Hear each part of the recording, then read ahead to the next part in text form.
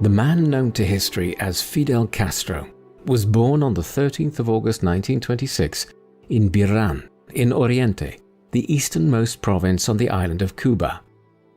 His father was Ángel María Bautista Castro y Arguiz, who was born in 1875 in the Galicia region of northern Spain. Ángel was conscripted into the Spanish army in the early 1890s and subsequently was sent to Cuba, which at the time was one of Spain's few remaining American colonies, to contribute to the effort to crush a second war of independence which had erupted there in 1895. Unlike previous independence movements in Cuba, this one proved successful due to the intervention of the United States, and as a result, Cuba broke away from Spain in 1898. The nature of its independence struggle meant that it now fell under the geopolitical sway of the US, a relationship which would cast a long shadow over the country's history during the 20th century. Ángel Castro briefly returned to Spain, but emigrated to Cuba through the port of Havana in 1905. Amongst a succession of jobs in the 1900s and 1910s, he worked as a laborer for the American United Fruit Company, and by the 1920s, he had established his own agricultural business, hiring out men to work for the sugar plantations. At one point, he had over 300 employees and strong business connections with American companies in Cuba. Thus, Fidel was born into a relatively affluent family. In 1911, Ángel Castro married María Argota y Reyes, and the couple had 5 children. After the collapse of this marriage, Ángel went on to have 7 more children with Lina Ruz González, a farm servant who became his mistress and later his second wife. They included Fidel and his younger brother Raúl, who would become his closest political ally throughout his life. Fidel's childhood was a curious one, as he was born out of wedlock at a time when there was still a very considerable stigma surrounding illegitimacy. Ángel Castro had Fidel raised using his mother's surname, and amongst the children of sugar plantation workers, many of these were Haitian and other Caribbean workers who lived difficult, poverty-stricken lives. Fidel's later views on the role of American business on the island's economy and workers might well have been substantially shaped by his experiences living amongst his father's workers during his youth. When he was just 6 years of age, Fidel and his elder brother and sister Ramon and Ángela were sent to Santiago de Cuba to begin their education. Here they lived in poor conditions with a tutor who could barely afford the bare necessities. Curiously, for an island where Roman Catholicism predominated, Castro was not baptized until he was 8 years old in 1934. This seems to have been for the purpose of ensuring that he could attend the La Salle boarding school. He was then sent to the privately funded Jesuit-run Dolores School in Santiago and then on to El Colegio de Belén in Havana. Despite having an interest in history and geography, Fidel never excelled academically, but he was a good athlete. In 1943 and 1944, he was named Havana's most outstanding sportsman of his age, excelling in baseball, basketball, the high jump, and middle distance running. Castro was growing up during a period when Cuban society was in chaos. In the decades which followed the country's War of Independence in 1898, the island experienced profound political instability and poor economic development. The country's political system was highly corrupt, with the republic's politicians from the very top downwards engaging in rampant bribery and corrupt activity. Much of this was driven by American business interests controlling large parts of the Cuban economy, and the island had also become a haven for the Italian mafia and other criminal organizations based in America to operate in. Meanwhile, the economy of the country remained underdeveloped and based on resource exploitation of basic goods such as bananas, coffee, and above all, sugar. The net result of this was that a small elite profited massively, while ordinary Cubans remained trapped in desperate poverty. Then, in the 1930s, the Cuban military increasingly began to intervene in the country's politics, particularly so following the so-called Revolt of the Sergeants in 1933. As a result of this, the overall leader of the military element, Sergeant Fulgencio Batista, would begin to play a major role in Cuban politics, serving as president between 1940 and 1944. After this, he left to live in Florida in the United States, but he would later return into the fray of Cuban politics with striking consequences. In 1945, Fidel Castro began studying law at the University of Havana. Here, his political instincts first began to manifest themselves as he became involved in several student protest movements against the outward corruption of Cuban politics and the elites which ran the country.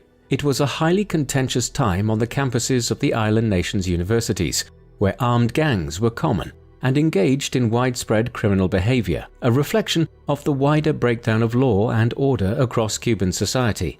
At this time, Castro's anti-American stance first manifested itself when he joined the Committee for the Independence of Puerto Rico, a body which had been set up to advocate for the neighboring Caribbean island to be given its independence from the United States. Puerto Rico had effectively become an American colony following the Spanish-American War of 1898, but it was never given statehood status, a situation which persists to the present day. Castro and his fellow student agitators in Havana were opposed to this situation continuing and viewed it as a symptom of America's continuing strategy to dominate the Americas and oppress the states of the Caribbean, Central America, and South America. It was also during these years in Havana that Castro first earned a reputation within wider Cuban society for his dissident actions. In the winter of 1946, he appeared in the pages of several newspapers, following his criticisms of the government and its corruption and violence.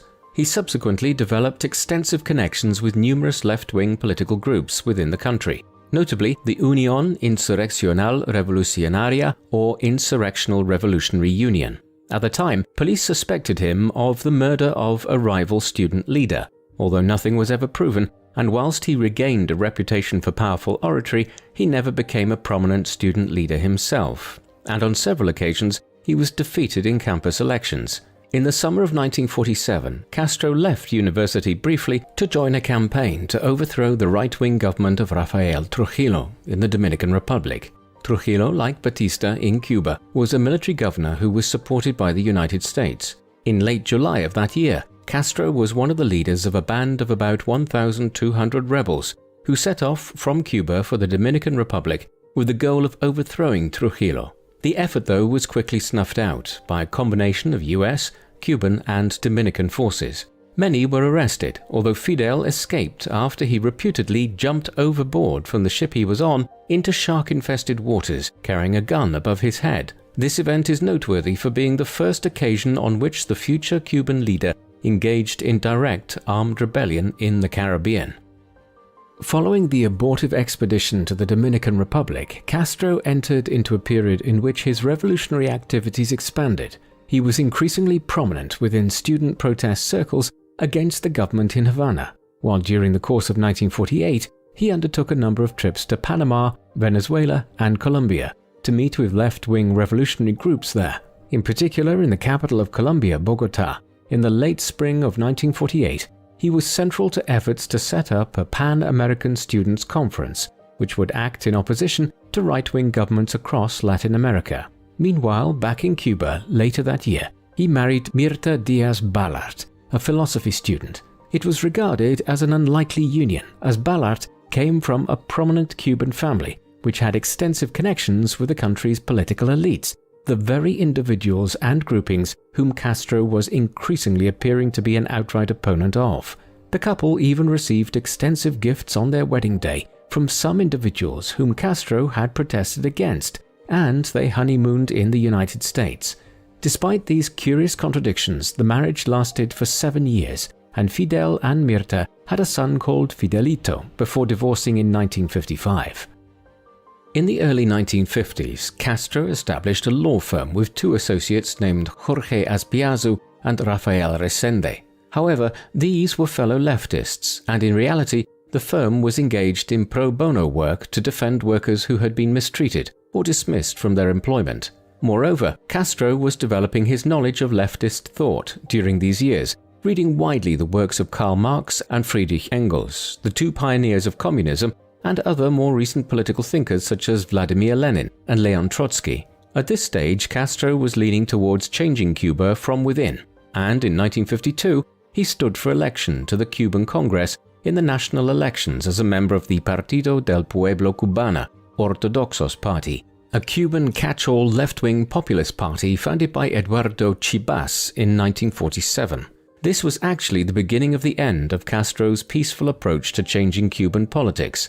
In the same year, 1952, Fulgencio Batista returned to the political scene in Cuba and within months had established a new military dictatorship in the island nation, following a brief military coup. He would henceforth rule Cuba as a one-party military dictatorship with the backing of America. Castro now set out on a path to overthrow the Batista regime through violent means. Within weeks of the return of Batista to power in Cuba, Castro was working on a new revolutionary project which he and his followers, such as his younger brother Raúl Castro, called the movement. Their first action came within months and was a significant moment in the Cuban Revolution. On the 26th of July 1953, Castro and around 100 others attacked a Cuban army barracks at Moncado in Santiago de Cuba. The attack was a complete failure. Nearly half of the militants were killed by the 400-strong man garrison, and most of the remainder were taken captive, with just a few escaping altogether. Fidel was amongst those who were captured, and he was subsequently sentenced to 15 years in prison for leading an insurrection against the state. During his trial, he delivered a lengthy defense in what would become his most famous speech, La Historia me absolverá, in which he attacked Batista's regime and outlined his own political and economic ideas. Castro served his sentence on the island of Pinos, the second largest island in the Cuban archipelago. While in captivity, he rebranded the movement as the 26th of July movement, in honor of the date on which the attack on Moncado barracks had been carried out. Despite this continuing incendiary behavior, Batista took the decision to release Castro from prison in the summer of 1955. After having served less than 2 years of his sentence, it was a decision the dictator would soon come to regret. After his release in 1955, Castro was exiled to Mexico City, where he and his brother Raúl began organizing action against Batista. Here they met a fellow Latin American revolutionary, an Argentinian medical doctor by the name of Ernesto Guevara, more widely known by his nickname, Che Guevara. Guevara had traveled through South America during his youth and had been radicalized by the appalling poverty which he had witnessed there, poverty which he attributed to American neo-imperialism. In the months that followed, the Castros, Guevara, and their followers trained and planned in Mexico for their return to Cuba. Meanwhile, the Batista regime back home was becoming increasingly oppressive. Thus it was that in the summer of 1956, Castro and just over 80 followers left Mexico on board a large yacht called the Granma, said to have been named after a previous owner's grandmother. After a series of misadventures, they ran aground at Playa Las Coloradas, close to Los Cayuelos in Cuba, and were attacked by Batista's forces, who drove them into hiding in the Sierra Maestra Mountains. Only 19 of the original party survived at this point. It was an inauspicious beginning to their armed rebellion, but one which would bear surprising fruit in the months and years that followed. From their relatively safe position within the Sierra Maestra Mountains, Fidel and his followers now launched a guerrilla war against Batista's regime, organizing bombing campaigns against government forces. Their numbers soon expanded, with more and more individuals joining the insurrectionists in the mountains. Attacks were undertaken against government barracks to attain additional weapons and explosives, and by 1957, Castro was leading a small army in the rural regions of Cuba. Soon, further militant groups were emerging with a desire to overthrow Batista's regime. As a consequence of all this, by 1958, Batista's forces were under increasing pressure from the revolutionaries. By the summer, the conflict began to tip in favor of Castro and the 26th of July movement, as many of Batista's own soldiers began to desert their posts, appalled at the crimes against civilians which they were being ordered to carry out in order to combat the revolutionaries. Eventually, on the 31st of December 1958, Batista resigned and fled the country for the Dominican Republic, bringing with him $300 million in stolen money. On the 2nd of January 1959, Castro's forces occupied Moncado barracks in a symbolic act, and 6 days later, on the 8th of January, they entered Havana. The Cuban Revolution, despite its inauspicious beginnings just over 2 years earlier, was victorious. Castro did not immediately seize power himself. Instead, the moderate lawyer Manuel Urrutia Yeo was proclaimed as the president of the country in a provisional government. However, Castro and his followers dominated the cabinet of this new interim regime. Fidel's military power was given formal acknowledgement in his appointment as representative of the rebel armed forces of the presidency. The new government effectively ruled by decree without recourse to any parliament, and given Castro's influence over Urrutia, the leader of the 26th of July movement was the de facto power within the country following Batista's overthrow. Within weeks, the situation became clearer as the Prime Minister José Miró Cardona resigned and went into exile in the United States. Fidel now took office as his successor in mid-February 1959. This was a position he would hold until 1976, when a new constitution was introduced, following which he became the president of the Council of Ministers of Cuba. Castro would eventually hold this until 2008, ensuring that he held high office in Cuba for 49 years, following his first appointment as Prime Minister in 1959. It had always been assumed that Castro would be the most influential member of the new regime when it came to power. An altogether more controversial issue was the country's future relationship with its neighbor and Batista's former supporter, the United States. Castro was a proclaimed leftist, but for a time figures such as the Republican candidate for president of the US in 1960, Richard Nixon, believed that Castro could be won over to the American cause. It was a delusional view. Castro quite quickly moved his country towards an alliance with the Soviet Union and like-minded left-leaning regimes throughout Latin America. Moreover, his promotion of radical leftists such as Guevara to senior government offices clearly indicated which way the regime wished to drive the country. Relations with the US were further soured in the first year or so of the new regime's life, when Castro ordered the nationalization of American business interests located in Cuba. Tensions further escalated when Castro attended a United Nations General Assembly in New York City in September 1960, where he openly associated himself with regimes opposed to the US. The growing antagonism soon resulted in an effort to intervene militarily in Cuba by the United States government. Already, under the administration of Dwight Eisenhower, millions of dollars of funding had been allocated towards efforts to destabilize Castro's regime. By the time that President John F. Kennedy was elected as president late in 1960, the US government was already working extensively with Cuban exiles who had left their homeland and settled in Florida and other parts of America since 1959. Many of these Cuban exiles had formed themselves into a counter-revolutionary unit called Brigade 2506 and a political wing called the Democratic Revolutionary Front. These were collaborating with the US Central Intelligence Agency by early 1961. However, to avoid suspicion at home and to ensure that the Kennedy regime could dissociate itself from the group, they were training in Central America, in Guatemala. Here, by the spring of 1961, a plan had been formulated for some 1,400 of these Cuban paramilitaries to launch a naval invasion of Cuba, aided by advanced US military hardware, including B-26 bomber planes and M41 tanks. But despite all their planning and support from the US government, the initiative would result in utter failure and would fatally damage US-Cuban relations for the remainder of Castro's life. The invasion force set off from Nicaragua and Guatemala by boat on the 16th of April 1961.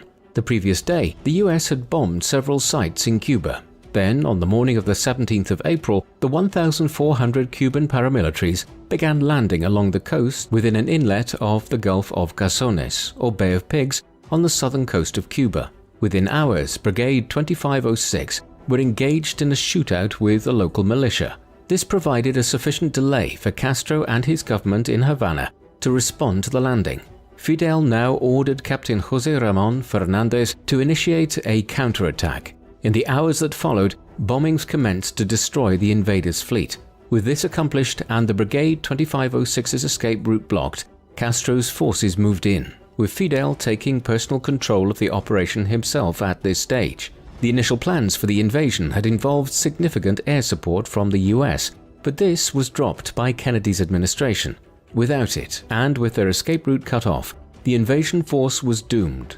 On the 20th of April, just over 3 days after their initial landing, Brigade 2506 surrendered, having already lost 118 men and hundreds more having suffered wounds. Accordingly, over 1,200 Cuban paramilitaries were captured by the Castro regime.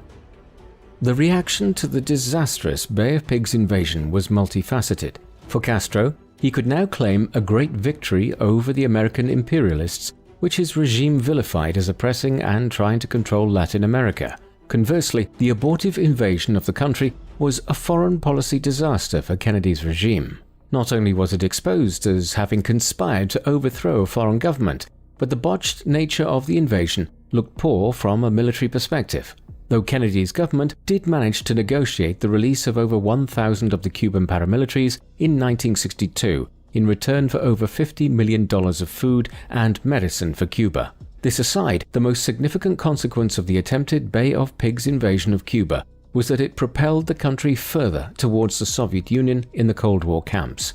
Within weeks, more intense negotiations were underway between Moscow and Havana as Castro sought greater trade and military ties with the Soviet Union and the countries within its communist bloc. Then, in December 1961, Castro publicly affirmed that he was a communist, essentially throwing his country into the Soviet camp. In response, the Kennedy administration promoted the idea that the Organization of American States should expel Cuba. A showdown appeared imminent. The Bay of Pigs was just the first act in a much more volatile situation which was to develop in Cuba in the course of 1962, the infamous Cuban Missile Crisis. The crisis is broadly understood to have been the point at which the Cold War came closest to evolving into a full-blown nuclear conflict. The events of the Bay of Pigs in the spring of 1961 had quickly led Castro to begin moving even closer to the Soviet Union. It was increasingly believed, after the events of 1961, that a new American attack or plot would eventually materialize, and that the only way to protect the revolution and maintain the Castro regime in power was to allow the Soviet Union to set up military defenses in Cuba itself. Consequently, in the months following the Bay of Pigs, Fidel Castro had negotiated an arrangement with the Russian Premier Nikita Khrushchev, whereby the Soviet Union would install its advanced ballistic missiles at sites in Cuba. This would ensure that the country would be protected against a possible invasion by the United States or American-backed counter-revolutionaries. It was a fateful decision, one which would create one of the foremost political crises in modern history. On the 14th of October 1962, Major Richard Hazer, the pilot of a US U-2 spy plane, was undertaking a reconnaissance mission over Cuba when he spotted and photographed a site on the island where Russian SS-4 medium-range ballistic missiles were being assembled. 2 days later, the American President John F. Kennedy was briefed about the Russian missile sites being established in Cuba. This was the beginning of the so-called 13 days of what has become known as the Cuban Missile Crisis. Kennedy immediately convened a meeting of the National Security Council and several other key advisors. It was decided that these sites were or would soon be capable of launching Russian nuclear missiles, and that these missiles would be capable of striking every major American city on the East Coast in minutes or hours. In the course of this initial meeting, Kennedy was advised by several individuals to immediately move to directly bomb the missile sites in Cuba, and to perhaps then commence a direct invasion of the island to overthrow Castro's regime and ensure that no further threats of this nature would be directed against America. However, Kennedy opted for a less aggressive action, but one which nevertheless opened a period of intense political crisis in the days that followed. The crisis, which now developed, largely played out between Washington and Moscow, despite the fact that the nuclear warheads which were causing the crisis were located on Cuban soil and involved Castro's regime explicitly. Nevertheless, the political gambit that was playing out here was that Russia would provide Cuba with extensive financial and military aid in return for Castro's regime, allowing the Soviets to locate their missiles on Cuban soil. It should be noted that the Soviets viewed this as a strategically acceptable thing to do. By 1962, the United States had had its own ballistic weapons and then nuclear weapons stationed for many years in regions which were just as geographically close to Russia as Cuba was to the United States, notably Turkey on the Soviet Union's southern border. Khrushchev and the principal members of the Soviet government in Moscow believed that they could install nuclear weapons in Cuba in a similar way to which the US had earlier stationed them in Turkey. After all, if the United States had their warheads trained on Moscow and other Soviet cities from close by, then why should Russia not do the same? But if this was their rationale, they were soon to be proved wrong, although in a way which would serve Russian ends in the long run. The crisis deepened in the days that followed the initial meeting on the 16th of October. On the 22nd of October, after initial diplomatic exchanges failed, Kennedy's government ordered what was referred to as a quarantine of any shipping entering or leaving Cuba. The word blockade was avoided, as under certain legal definitions, this would have constituted a declaration of war with Castro's Cuba. American planes and ships were quickly dispatched to the Western Caribbean to monitor all ships attempting to enter Cuba and to assess whether their contents included war material.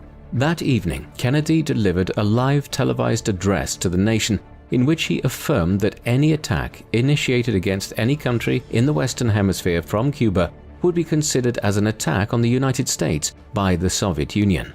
He then explained that the purpose of the quarantine, which had just been introduced, was to ensure that no further Russian military hardware arrived in Cuba. However, Kennedy maintained that the purpose of the quarantine was not to shut off all goods entering the country, in the same manner in which the Russians had cut off all supplies by land into West Berlin during the Berlin blockade of 1948. The next step now lay with the wider international community and Khrushchev's government in Russia. In the days that followed, the crisis deepened as America's allies and those of the Soviet Union intensified their rhetoric and willingness to come to their respective allies' aid if the crisis developed into an outright war. On the 24th of October, Pope John XXIII issued a plea for both sides to consider the implications of their actions. Throughout these days, Castro continued to insist that the installation of the weapons was a defensive action rather than offensive. But the response which mattered was that which came from Moscow. The first signs were not good. On the 24th of October, Soviet news agencies broadcast a telegram from Khrushchev to Kennedy stating that the Soviet Union considered the quarantine to be an act of military aggression and requesting that they cease activities in the waters around Cuba with immediate effect. This effectively signaled a further escalation in the crisis. Thus, on the 24th of October, and during the hours which followed, the world stood perhaps as close to the outbreak of a nuclear war as it ever has, all caused by the installation of the nuclear ballistic missiles in Castro's Cuba. In the hours that followed, the US requested a meeting of the United Nations Security Council while also sending hundreds of bomber planes, including nearly 24 B-52 bombers carrying nuclear warheads, which were put into the air around Cuba and also near Soviet airspace. The world stood on the brink of nuclear war. The 25th, 26th and 27th of October witnessed the most intense period of the Cuban Missile Crisis. As diplomatic negotiations continued between Russia and the United States, ships heading to Cuba continued to be checked for nuclear warheads by the American quarantine.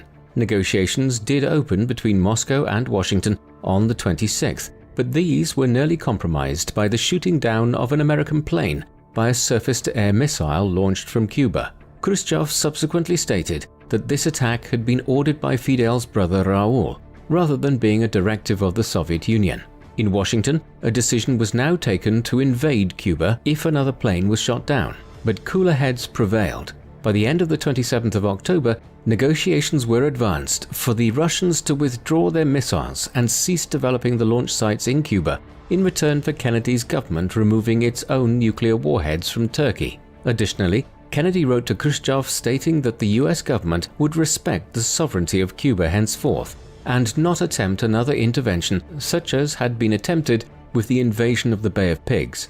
This arrangement was enough that both the US and the Soviet Union could save face, and Cuba's independence would henceforth be preserved. Thus, the Cuban Missile Crisis came to an end after 13 days on the 29th of October 1962. In the aftermath of the crisis, an arrangement was reached to establish better communications between the US government and the Soviet regime in Moscow. The Cold War also gradually entered a period of de-escalation, one which saw tensions reduced gradually through the 1960s and especially in the 1970s, before a fresh escalation in the 1980s. For Fidel's Cuba, the impact of all this was that the island nation would not be directly interfered with by the United States again. Castro continued to move the country closer within Russia's sphere of influence within the Cold War during the early 1960s, visiting Moscow and several other Soviet cities in 1963. As a result of this state visit, he initiated a number of reforms of Cuban society and its economy and politics in the years that followed, which mirrored those which prevailed throughout the Soviet Union. Thus, Cuba would continue to act as an antagonistic country opposed to the United States on its doorstep. Meanwhile, America, for its part, while never again interfering directly in Cuban affairs, continued to impose wide-ranging economic, diplomatic, and trade sanctions against Castro's regime and Cuba, ones which would have considerable implications for the country's economy in the years and decades ahead. The subsequent period of Cuba's development under Fidel's rule brought mixed and ambiguous results.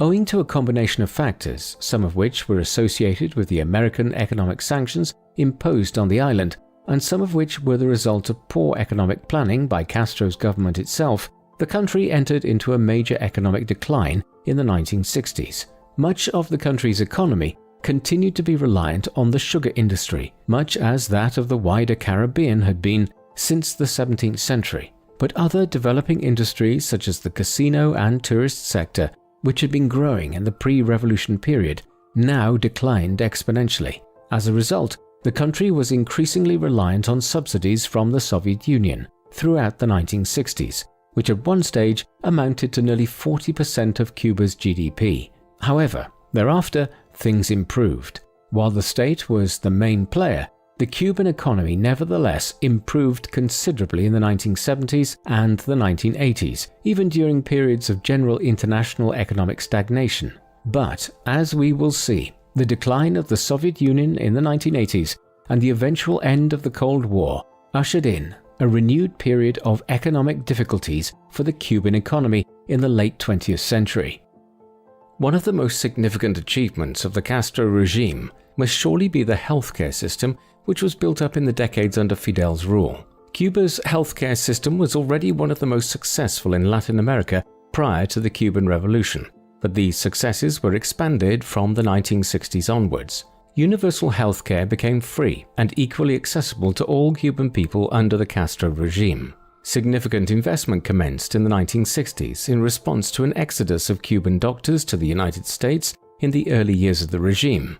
The government's commitment to the healthcare system was also underpinned specifically in Article 50 of the Cuban Constitution, issued in 1976. As a consequence, the ratio of doctors to patients in the country increased from a low of 9.2 doctors for every 10,000 individuals in 1958 to a high of nearly 60 doctors for every 10,000 citizens in 1999. As a result, Cuba has a lower rate of infant mortality than the United States, and life expectancy at birth is 79 years of age. The country was also highly successful in the 1990s and 2000s in eliminating and reducing the spread of HIV, and has developed numerous innovative medical interventions in recent decades ahead of the more developed Western world, notably a groundbreaking lung cancer vaccine. The country's education system similarly flourished during Fidel Castro's time as ruler of the country. All educational institutions were brought under state ownership and management following the revolution. The education system was, along with the healthcare system, made a priority by the administration and was invested in heavily. In recent decades, the Castro regime spent as much as 10% of the country's gross national product on the education system, roughly twice the amount spent by neighboring developed countries on average. Immediately after the revolution, a campaign was undertaken to eradicate illiteracy in the country. By 2000, over 97% of Cubans in their young adult years were literate. Moreover, a study in 1998 by UNESCO found that Cuban students had a considerably higher level of education than their contemporaries in much of the developed world. This extended to third-level institutions such as the University of Havana, which were also nationalized in 1961. Additionally, the country was highly progressive in how it has facilitated equal access for women to higher education as well as men. Perhaps the foremost indication of the success of both this education system and the Castro regime's healthcare policy is that institutions such as the University of Havana have become attractive options for international students. Despite the manner in which Cuba had become the central theater of the Cold War in the years immediately following the Cuban Revolution, in the 1970s, Castro moved the country to a more neutral stance in the global conflict between the United States and its allies in NATO and the Soviet Union. This focused on the non-aligned movement, a forum or informal union of developing nation-states, which had emerged in the 1950s as an alternative to siding with either of the two major power blocs in the Cold War. The driving force behind the non-aligned movement had initially been India under its Prime Minister Jawaharlal Nehru and Communist Yugoslavia under Josip Tito.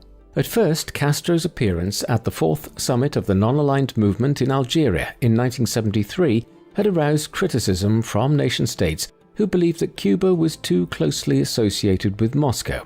However, in the years that followed, Castro managed to pull Cuba away from Russia politically, and in the late 1970s, he served as president of the non-aligned movement. Economic practicalities and the continuing sanctions imposed on the country by the United States ensured that the Soviet Union remained Cuba's major trading partner. But under Castro in the 1970s, the country pulled back dramatically from the front lines of the Cold War. Castro's decision to reduce its partisan ties with the Soviet Union was not based on a general unwillingness to engage in foreign wars. Indeed, the 1970s saw Cuba become a major actor in numerous international conflicts in Latin America and Africa, particularly the latter. Castro had always been influenced by Che Guevara in his belief that Cuba was just one actor in a wider effort at international revolution. Thus, from its earliest days, the Cuban government under Castro had provided support to numerous left-wing and revolutionary movements throughout the Southern Hemisphere. Additionally, in the 1960s, Guevara, with Castro's approval, had set up a guerrilla movement known as the Andean Project, with the goal of fomenting left-wing revolutions in Peru, Bolivia, and Argentina. This particular scheme was abandoned when Guevara was captured and killed by the US Central Intelligence Agency in Bolivia in October 1967. Despite this setback, which came as a strong blow to Fidel on both a political and a personal level, Castro continued to act as a supporter of revolutionary movements in the years that followed throughout Latin America and the Caribbean. In the 1970s, it was Africa where Castro became most active on the world stage and in his support for other revolutions. In the mid-1960s, he and Guevara had supported rebels in the Congo against an American-backed regime. This strategy was expanded in the 1970s, with Castro referring at the time to Africa as the weakest link in the imperialist chain. Consequently, in 1975, hundreds of military advisors were sent to Angola in southwest Africa, where a civil war had just broken out following the country's independence from Portugal. Castro's advisors were sent to aid the Communist People's Movement for the Liberation of Angola against the Western-backed National Union for the Total Independence of Angola. It was the start of an enormous role which Cuba played in a bloody Angolan civil war, which would drag on in one shape or another for 27 years. By 1991, over 370,000 Cuban military troops and a further 50,000 Cuban civilians had served in Angola as doctors, nurses, and in other roles. This means that nearly 5% of the Cuban population served in Angola in some capacity during the first 15 years of the civil war there. Nor was this the only front in which Cuba fought in Africa at the time. Fidel Castro also involved the nation in civil wars and revolutionary engagements in countries such as Somalia and Madagascar in the late 1970s. Despite the country's increasing role in fomenting and supporting revolutionary movements across Africa in the 1970s, Cuba's relationship with the United States and its allies improved slightly in the latter part of the decade. This occurred as a coalition of leaders, including President Luis Echeverría of Mexico, Prime Minister Pierre Trudeau of Canada, and the US President Jimmy Carter, combined to offer to improve relations with the island nation. In particular, Carter was willing to abandon the antagonistic stance which had been favored by his predecessors in the White House, notably John F. Kennedy and Richard Nixon. And while Carter continued to criticize many aspects of Castro's regime, he also entered into meaningful negotiations with a view to improving relations between the two neighboring countries. Castro agreed to release numerous political prisoners and put in place measures which would allow Cubans who had fled to the United States following the revolution 20 years earlier to temporarily visit family back in Cuba, albeit under strict conditions. For his part, Castro hoped that the United States would end its economic embargo on the country. While this did not happen, the more punitive measures were watered down, providing some financial respite.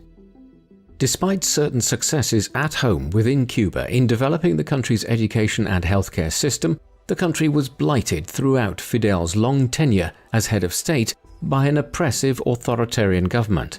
As elsewhere globally, the communist regime did not accept challenges to its authority, and there was little scope for political dissent. Press censorship and efforts to root out bourgeois or counter-revolutionary elements within Cuban society were rife throughout the period of the Cold War, though especially so during the so-called Grey Years, a period of nearly a decade during the 1970s, when Castro's regime was particularly oppressive.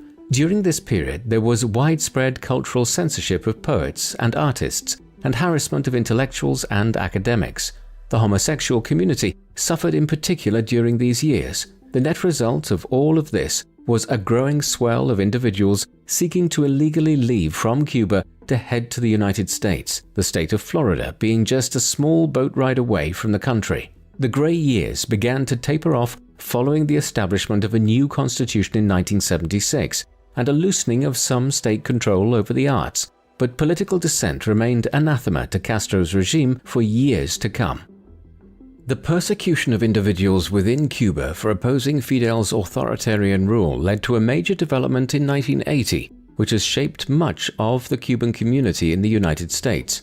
After years of oppression and efforts by tens of thousands of individuals to leave Cuba, Castro's regime decided to temporarily open a port in order to allow individuals to leave the country. This was the port of Mariel and its harbor, lying some 40 kilometers to the west of Havana. For over 6 months between the 15th of April 1980 and the end of the following October, the port was open for anyone who wanted to leave Cuba for the United States.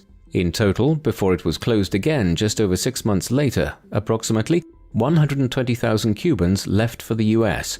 What has become known as the Mariel boat lift became a political issue in America, where the administration of President Jimmy Carter was unsure what to do with the arrivals if they continued to come to the US in such numbers. By the time that Mariel Harbor was closed again, the huge influx of Cubans into Florida and the city of Miami in particular had changed the demographics of the Sunshine State in ways which have had implications down to the present day, particularly so as the Cuban American vote are a large group with their own political lobby in a state which is consistently a swing state in American presidential elections. The 1980s brought considerable change to Cuba under Fidel's rule. The country's economy yet again declined, owing to a global fall in the price of sugar, the country's main export commodity. Unemployment rose sharply. As a consequence, Cuba, which had successfully wrested itself away from Soviet influence to some extent in the 1970s, found itself drifting back towards a reliance on Russian subsidies and the Russian export market again. Yet this was a time-limited strategy. In 1985, Mikhail Gorbachev had succeeded as General Secretary of the Communist Party of the Soviet Union. A reformer, he began to initiate a series of new policies which aimed to modernize the Soviet Union and bring an end to the Cold War, which had entered a more intense period again since Ronald Reagan had entered office as US President in 1981. But Gorbachev's reforms had unintended consequences, and by the late 1980s, the Eastern Bloc of communist countries stretching from East Germany to the borders of Russia were agitating for wide-ranging political reforms. In November 1989, the Berlin Wall fell, reuniting the city, the division of which had become a symbol of the Cold War nearly half a century earlier. And 2 years later, the Soviet Union collapsed, bringing an end to the conflict between capitalist America and communist Russia. The implications of the collapse of the Soviet Union were profound for Castro and Cuba. For 40 years, Fidel had fashioned himself as the arch nemesis of America on the country's very own doorstep, one who had been an ally of the Soviet Union. Moreover, the country had been resoundingly reliant on Moscow for financial support to help its economy at various times between the early 1960s and the late 1980s. But now, as the Soviet Union collapsed and the Cold War came to an end, communist regimes such as Castro's were being overthrown rapidly in countries such as Poland and elsewhere across Eastern Europe. There was a strong possibility that the same would happen in Cuba, but Fidel quickly moved to ensure a continuation of his rule. He strengthened his control over the Cuban military to prevent any revolt from within the armed forces and temporarily allied the country with other regimes across Latin America which were fellow antagonists of the United States. Through such mechanisms, Castro was able to ensure a continuation of the communist regime in Cuba beyond the end of the Cold War, though the United States indicated its intention to continue to apply pressure on Castro's government by securing a vote to the United Nations Human Rights Commission accusing his regime of widespread human rights abuses. The survival of Castro's regime beyond the end of the Cold War ushered in an era which Fidel referred to as a special period in time of peace. But despite Castro's assertion of this being a special time, the raw truth of the 1990s for most Cubans was one of increasing destitution. The country was now continuing to face economic sanctions from the United States and was cut off from the funding and support which it had long received from Moscow. Gorbachev's successor as head of the new Russian state, Boris Yeltsin, possessed a deep antipathy for Fidel, and the country offered virtually no support to its former ally. Thus, despite some piecemeal efforts to improve relations with some Western powers, Cuba's economy collapsed in the early 1990s. By 1992, economic activity had declined by nearly 40% on the level it had been in 1990. Electricity shortages were widespread across the island nation. Petrol to run cars and for other purposes was in short supply, while imports of essential goods such as Russian-manufactured cars completely dried up. Over time, there was a domino effect as increasing shortages of raw materials saw Cuban factories being shut down, further driving unemployment and economic decline. Thus, the special period was actually one of economic freefall in Cuba. The economic crisis of the early 1990s did produce a response. Within broader Cuban society, there was a clear undercurrent of unrest at the difficulties ordinary people were experiencing. In response, the regime sought to ameliorate the economic situation before it led to efforts to overthrow the government, as had happened across Eastern Europe. Accordingly, from late 1991 onwards, piecemeal plans were being initiated to allow private industries to operate in Cuba and to permit the use of American dollars as an alternative currency. In addition, some political reforms were initiated which aimed to make the country's government more representative of the people and to bring in younger political leaders to replace many of the senior figures who, like Castro, had risen on the back of their involvement in the revolution back in the 1950s. Inward and outward travel were also relaxed, and this contributed greatly to the rejuvenation of the country's economy as tourism, with most visitors arriving from Spain and Latin America, quickly replaced sugar production as the most important sector of the Cuban economy. As a result, by 1996, the country's budget deficit had been nearly eliminated, and foreign investment was increasing, though with criticisms abounding that the socialist ideals of the revolution were being betrayed. Despite this deregulation of parts of the Cuban economy, Fidel himself continued to present himself on the world stage as the inveterate opponent of capitalism and sided with many regimes around the world which were antagonistic towards the United States and the Western capitalist powers in general. Some of this was retrospectively statesmanlike. For instance, Castro had long been a firm opponent of the policy of apartheid practiced by the South African government, and indeed Cuba's long-running involvement in the Angolan Civil War had partially been to provide aid to South African dissidents. As a long-standing friend of the leading anti-apartheid campaigner Nelson Mandela, Castro was asked to attend Mandela's inauguration as the first black president of South Africa in 1994. Perhaps more controversial was Castro's leadership of a new alliance of Latin American states which espoused an anti-American stance and favored socialism. In this, Fidel was most closely aligned with Hugo Chavez of Venezuela, with Castro providing healthcare expertise from Cuba in return for Venezuelan oil. Other countries such as Bolivia would associate themselves with the Pink Tide, as this movement became known, but the subsequent collapse of Venezuela politically and economically has considerably tarnished the reputation of this initiative. It was also in the post-Cold War period that Castro's personal life became a subject of some attention. This followed from the defection of his daughter to the United States in 1993, when she sought asylum there, after which she widely criticized her father's regime. Castro's wider private life was a closely protected thing, and also substantially unconventional. He married at least twice, but also had several long-running affairs. His marriage to his second wife, Dalia Soto del Valle, resulted in 5 sons, but he also had numerous other children from his other relationships. His closest relationship, though, was with his younger brother, Raúl, his associate in power since the late 1950s. Generally, though, Castro was known to be taciturn and private, and despite being the head of the communist regime, Fidel did not eschew having more material wealth than the average Cuban, and, in addition to a large estate called Punto Cero in Havana, he had several other large residences and often traveled by limousine. Despite this, the public image of the man who was referred to as the comandante, or the commander, throughout his long reign was carefully manufactured and controlled, and Castro rarely appeared in public wearing anything other than a green military uniform.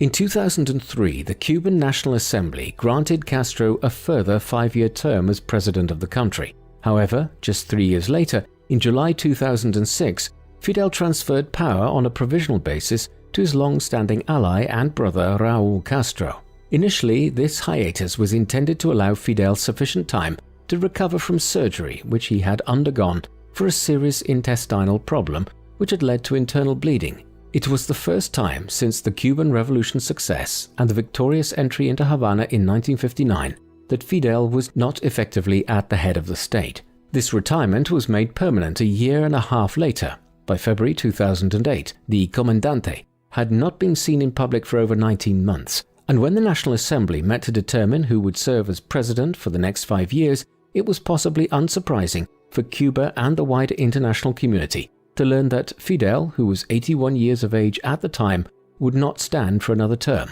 Instead, power would devolve to his brother Raúl, who was elected as president of the National Assembly on the 24th of February 2008, bringing to an end his brother's 49 years as head of the communist regime in Cuba. Castro's retirement was spent largely out of the spotlight as his health deteriorated. He continued to publish articles in Granma, the official newspaper of the Cuban Communist Party, and occasionally gave public lectures. He composed his memoirs, the first volume of which appeared as The Strategic Victory, and provided an account of the war against Batista's regime in the 1950s. In 2011, he relinquished his last major position in politics when he stepped down as Secretary General of the Communist Party of Cuba in favor of his brother Raúl. Yet he continued to play something of a role on the international stage in his final years, becoming an advocate of nuclear non-proliferation and warning of the risks of a war between the United States and a nuclear power such as North Korea. However, he did not meet with the US President Barack Obama when, in March 2016, he became the first American head of state to visit the country since the revolution. Just over half a year later, Fidel died on the 25th of November 2016 of an undisclosed illness. A funeral procession was undertaken along the route through which the revolutionaries had traveled across Cuba in 1958 and early 1959, before his ashes were interred in Santa Ifigenia Cemetery in Santiago de Cuba. The Cuba that Fidel left behind after his nearly half a century as its dictatorial ruler is one of mixed legacies. Today, the country continues to be ruled by the Communist Party of Cuba as a one-party authoritarian state, in much the same way as other communist regimes such as China survived the end of the Cold War. However, like China, the country has been forced to move away from a strict adherence to socialist ideas since 1991, though Cuba had remained a strong advocate of left-wing Latin American socialism. As such, there is still a planned or controlled economy there, one though which does allow limited private enterprise and which has become increasingly reliant on tourism. The growth of the latter sector has opened Cuba up to the outside world in the last 20 years in ways which were unthinkable for most of Castro's tenure as head of the regime. However, there are many things which continue to blight the lives of Cubans. The country has a poor human rights record, and one of the worst records in terms of freedom of the press. Meanwhile, the economy remains markedly underdeveloped and continues to have some economic sanctions imposed on it by other countries. And yet, a series of political and economic reforms in recent years offers the prospect of a more open society and economy developing in the near to medium future.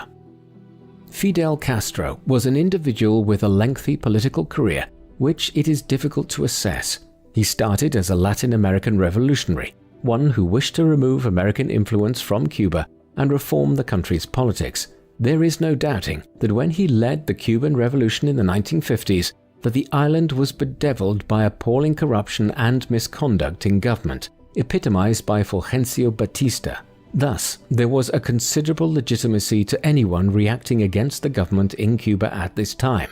However, owing to the manner in which the Cuban Revolution occurred during the 1950s, it quickly drew the new Cuban government into the political influence of the Soviet Union.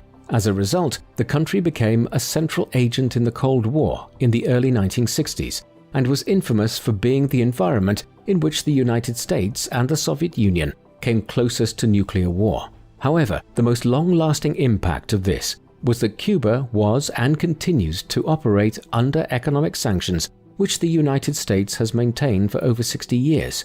The economic problems which this created cast a long shadow over Cuba and its economic development during the near half-century that Fidel Castro ruled the country. Whatever the circumstances of the Cuban Revolution and the island's role in the Cold War in the late 1950s and early 1960s, there were several decades thereafter during which Castro's reign over Cuba can be evaluated. Based on these years, it must be viewed as a fairly mixed legacy. Some reforms and innovations which were introduced into Cuban society were very positive, and the country enjoys an education and healthcare system which is accessible to all, and which would be the envy of the average American who has to pay high fees to access the best universities or shop around for jobs which offer private health insurance. As a result, Cuba has been able to make remarkable medical breakthroughs for a country of its small size and is a net contributor to global medical aid efforts.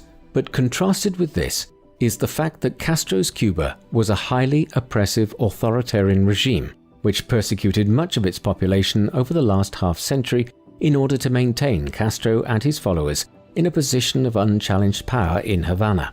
Castro may be regarded as a man who oversaw a regime which demonstrated how communism could benefit many of its citizens in the realms of education and healthcare, but whose rule was ultimately sullied by his repressive actions and authoritarianism.